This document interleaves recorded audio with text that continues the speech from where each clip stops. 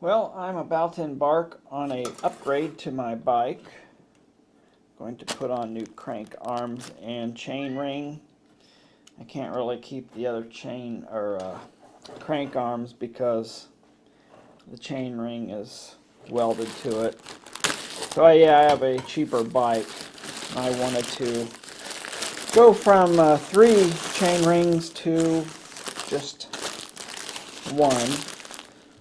So it's going to be a one-buy type situation. So hopefully they sent me the right color.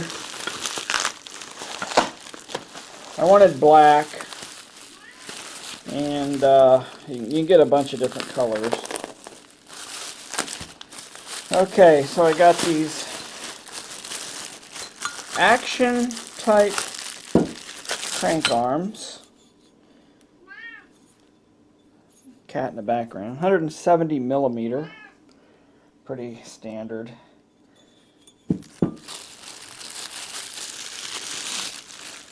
And they indeed gave me the correct color. They also included the bolts for mounting the chain ring. It's a Snell brand. I think they call it a narrow wide because of the type of teeth it has. You can see it's wide, narrow, wide. So it's supposed to help with dropped chains. It's supposed to be made out of 70-75 aluminum alloy, I believe. So yeah, not much weight to it. Now we'll see what kind of weight this stuff is. I'm not really doing this for the weight, but might as well compare it to what I take off and see how much weight I save. And of course I'm blocking the thing there. It looks like 1 pound, 7.6 ounces.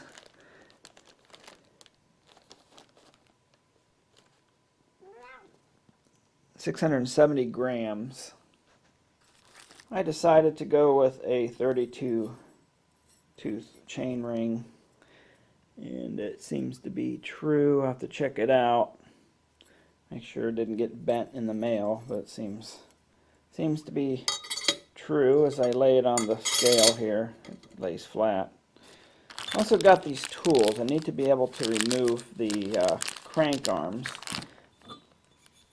This style is the tapered square, and I need to be able to pull the other cranks off, so I had to buy this tool.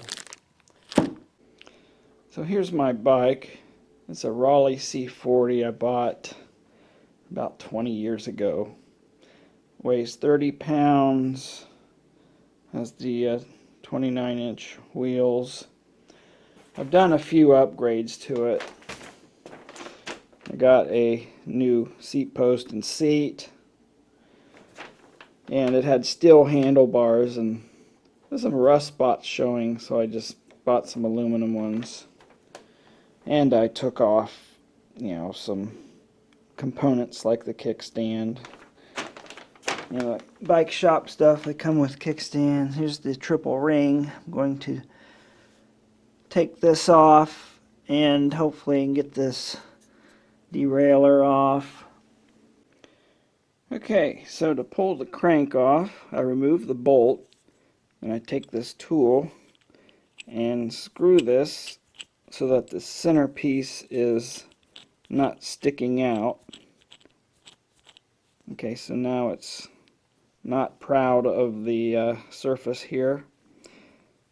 I put a little wax on the threads here, just candle wax. It makes it thread in a lot smoother. So what you do is you just screw this in all the way till it stops. And you want to tighten that a little bit. And I got my camera in my hand, so I can't do that. But the next thing you want to do is screw this down. What it's going to do, that center piece is going to push up against the square taper head, and this will pull the crank arm assembly off the bike. Okay, after turning this, you can see that the assembly is now loose. And yeah, this tool is a must. There's no way that was coming off without it.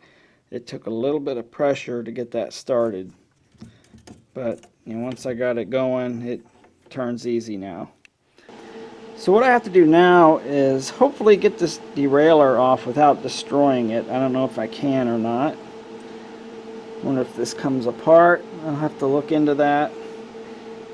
That, or I'll have to break the chain. I don't really have any chain tools right now, but I'll have to see what I can do.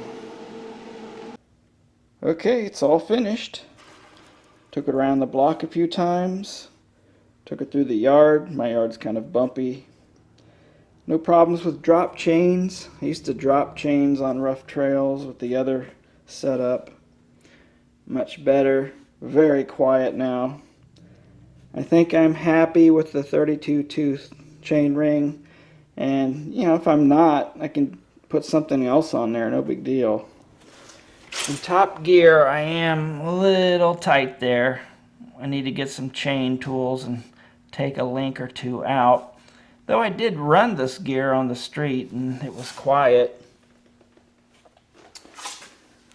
So I have 8 gears. It'd be better to have 10 or more, but in the back there, but yeah, it's good enough for me. It's this or spend $800 on a new bike. So I guess I'll proceed with my next upgrades. I want to get better grips, get some bigger tires. I mainly ride on the trails. Not sure about this front fork though. I might see if I can upgrade that or not.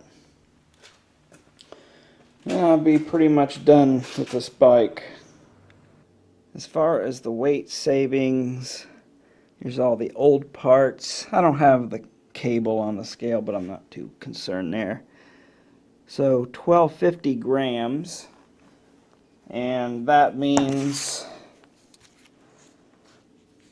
we had 670 with the new parts, so that's 580 grams, which is 1.3 pounds. Actually, I'm surprised I saved that much. I didn't think I'd quite make a pound, but with all these parts off and the lighter parts on, I saved 1.3 pounds. Well, see if these are worth anything on eBay. Maybe get a little bit of money back. So I spent about $58, maybe get a little bit back. Pretty decent upgrade. Well, that'll do it for this one. Thanks for watching.